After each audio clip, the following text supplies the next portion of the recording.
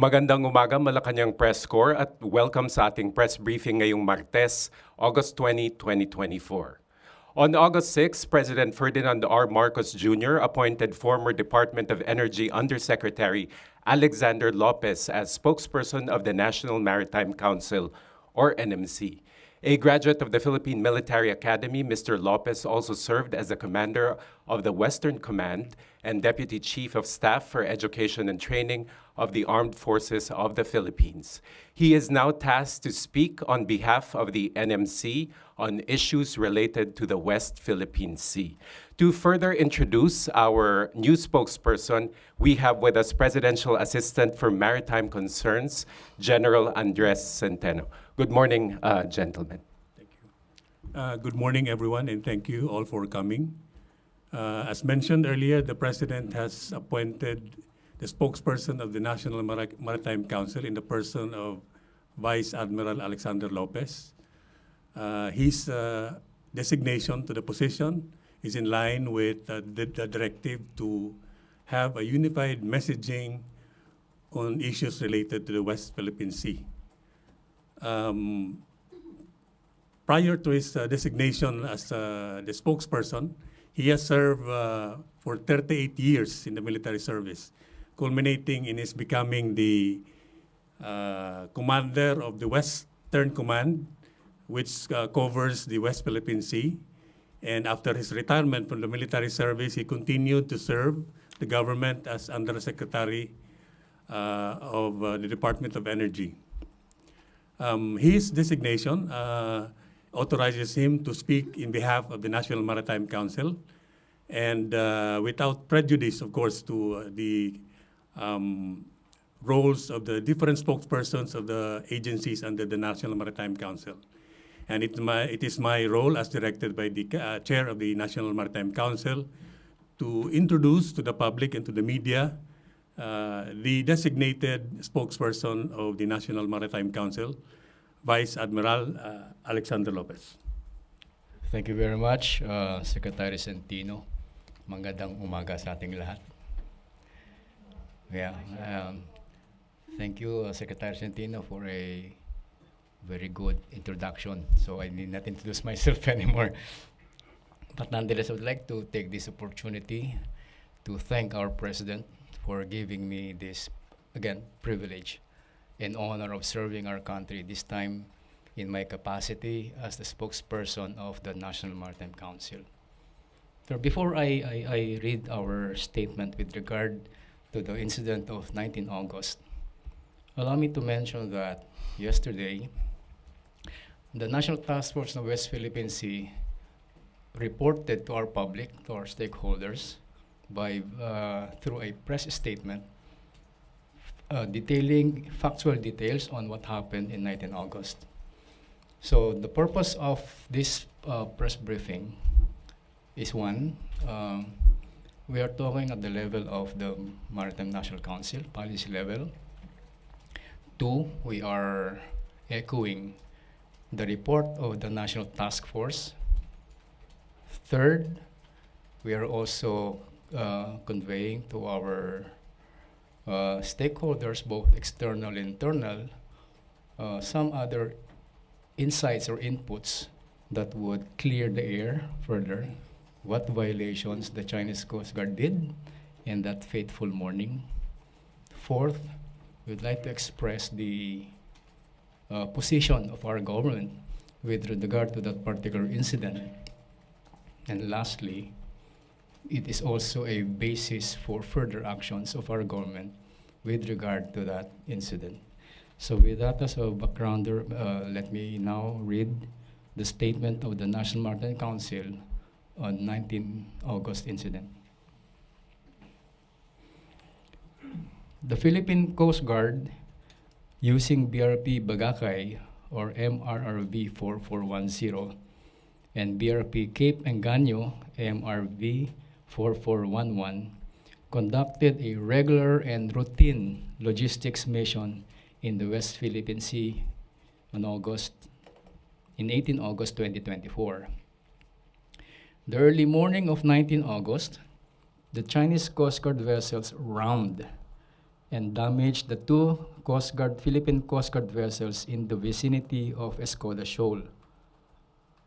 These unprofessional and dangerous actions of the Chinese Coast Guard vessels were in violation of international law, including UNCLOS and the 1972 Convention on the International Regulations for Preventing Collisions at Sea, all called regs.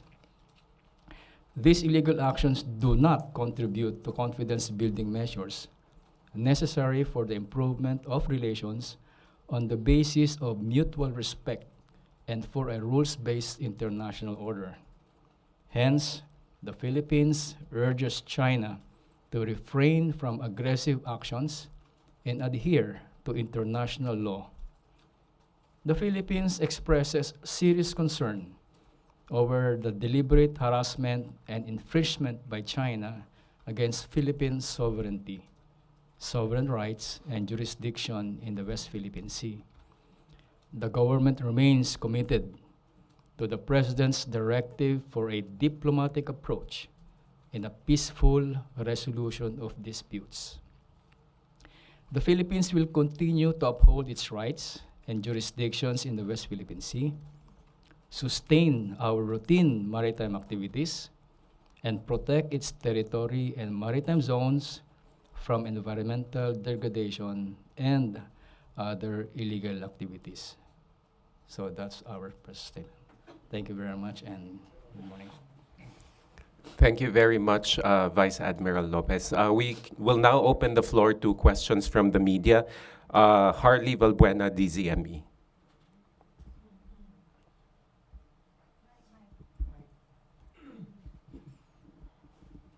Hello, good morning po. Vice Admiral, you said that the August 19 incident will be a basis for further action. So what specific action are we talking about? One of those options that we are considering, as you all know, in any activities naman in the past, our Department of Foreign Affairs would probably file a diplomatic protest or not verbal, and this is seriously being studied by the Department of Foreign Affairs. And Soberano, Bombo Radio. Admiral Lopez, sir. Sorry po, dito po ako. Sir, 3 beses na pong nagkaroon ng mga violenting incident na ginagawa po ng China. Sir, puro na lang po ba tayo diplomatic? Wala po ba tayong gagawing tugon doon sa pagiging agresibo po ng mga Chinese Coast Guard laban sa mga barko ng Pilipinas? Thank you. Well, in line with the President's directive, no? Kasi if we would be going beyond diplomatic or peaceful approach, you can just imagine, maybe if you're referring to more kinetic actions, that would not be to the best interest of our country and of China and even in the region. So we're looking at this approach. We can never go wrong by using this diplomatic and peaceful approach. And we are compliant to the code of conduct that we have signed in 2002, that among others, parties will exercise restraint in the conduct of activities that would complicate or even escalate the dispute in the area, among others. Maricel Halili, TV5. Sir, magandang umaga po. Sir, I understand there was a negotiation between the Philippines and China, I think it was last month, to ensure na magiging maayos yung operation sa Ayungin Shoal. Pero nakita natin nangyari to sa Escoda. So what's your assessment with the negotiation? Do we still find it useful?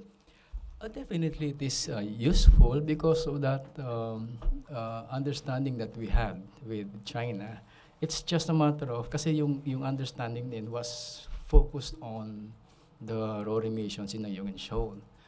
We did not expect that this thing will happen between Coast Guards.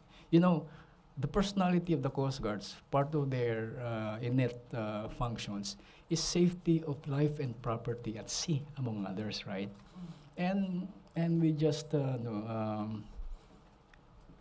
sila mismo yung magpapatupad, and yet they were the ones who made these aggressive actions. No?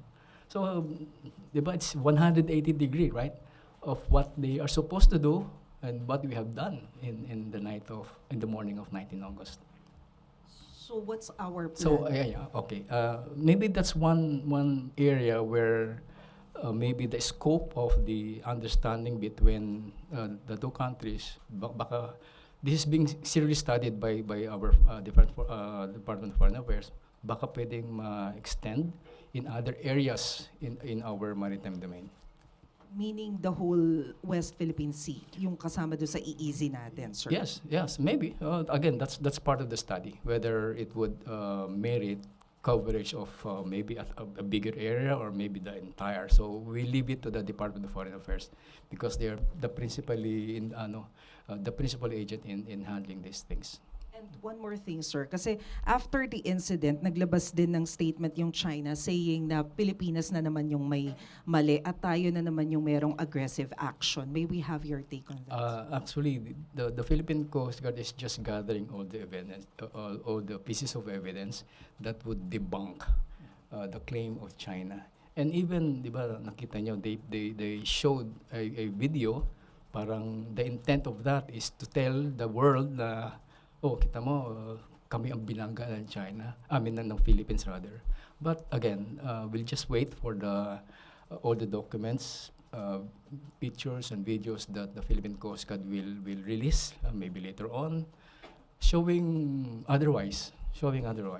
And it's just a matter of, ang problema kasi, what the Coast Guard vessels at the ground, the lies that their assets on the ground are issuing, pagdating sa taas, kine-carry. Kung titignan nyo, it's this whole halos parehong words, parehong statement.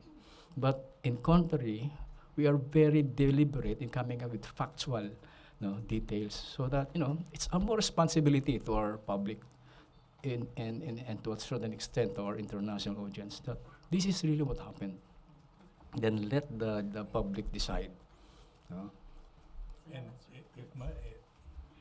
if I may add, the Coast Guard has been directed to gather all these evidences and the proper documentation for a possible filing of protest by the Foreign Affairs. Ivan Mayrina, GMA Integrated News. Vice Admiral Lopez, sir, in response to Harley's question, you said that further action would mean filing a diplomatic protest. But the President himself said last month that we should be doing more than just filing protests. Can you tell us what the President perhaps meant by doing more? Ano pa ho kaya yung pwede natin gawin apart from filing diplomatic protests? I really cannot second guess what the other actions the President would like, no? Kasi again, it's with the Department of Foreign Affairs to recommend what other possible actions consistent with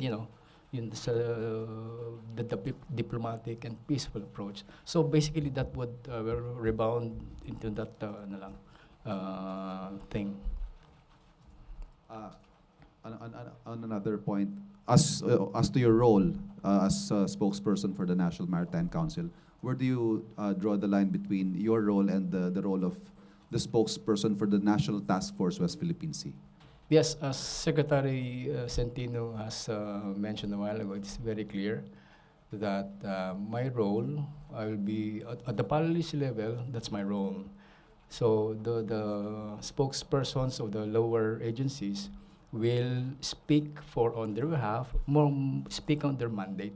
For example, if there is a spokesperson for the Coast Guard affairs in the West Philippine Sea, he will just speak on matters of the Coast Guard activities in the West Philippine Sea. In like manner, kung AFP naman, they will speak on military defense matters on the West Philippine Sea. And no policy matters will be discussed at their level. Kasi nasa level namin yun, no? Kasi sometimes when things are being said inaccurately, so nagkakaroon ng di ba, is hindi maganda sa pananaw at pandinig ng ating tambayan, and even to our legislature. And you believe that aligns with our objective for Definitely. unified messaging with regard to the West Definitely. Philippine Sea? Definitely. Mikhail Flores, Reuters. Hi. Good morning. Admiral Lopez, what necessitated the appointment of a spokesperson at the National Maritime Council? You mentioned that Secretary Centino mentioned that there is a need for unified messaging. So what were the events prior, or what were the precursors that triggered the appointment of a spokesperson at your level, at the policy level? My apologies, no, siguro that question it will be ably answered by Secretary Centino, because they're the ones who conceptualized this, and they're the ones who came up with this order appointment. Maybe I think the Secretary Centino will be the better person to answer that. You may recall that previously, after the second Maritime Council meeting, there was a press conference. It was the chairman of the council, Secretary Bersamin, who spoke in behalf of the council. And succeeding statements were also given by the members of the council. And they saw it fit that the council should have its own spokesperson. So in line with what I've said, unified messaging on matters of policy in regard to the issues in the West Philippine Sea, it is only fitting that a designated spokesperson will speak in behalf of the Maritime Council. Sir, related to that, because if we look at the statement of E.S. Bersamin at that time, it caused a lot of confusion as to the statements that he made. So I wonder if adding another voice to the West Philippine Sea could cause further confusion, or is there a path towards, you want unified messaging? So is it on a path towards having just a single spokesperson on West Philippine Sea matters down the line? Well, when the council was created about 3 months ago, we didn't have any spokesperson for the council. We did have spokesperson from the other agencies. And with the instruction that the spokesperson will now speak on matters of policy, I see the wisdom of the council's guidance to have a designated spokesperson. And I would suppose that this will also address perhaps some shortfalls in the way we project the message to the public. Sir, can you expound on the shortfalls, and how will the appointment of a National Maritime Council spokesperson will address that? It would be clear that on matters of policy, it will be the spokesperson of the council. On operational level, the spokesperson of, let's say, the Armed Forces, the Coast Guard, shall continue to speak within their respective mandates. So I think that is where the delineation of the functions of the spokespersons. Sir, last question on my end. How will the flow of information go? Because you mentioned that Admiral Lopez will speak at the policy level, no? But there are individual agencies that are part of the council. So can you just walk us through the information flow also for our guidance and the public's awareness? Yes. As a matter of fact, the different departments, the heads of the different departments are also members of the council. So when the council convenes or meets, whatever is being discussed, it is being relayed to the spokesperson to speak in their behalf. I'm afraid that's all the time we have. Vice Admiral Lopez will be available to the media in the coming days, so we will be seeing more of him. So thank you to General Centino and Vice Admiral Lopez. That concludes our press briefing this Tuesday. Thank you, Malacañang Press Corps. Magandang umaga sa inyong lahat.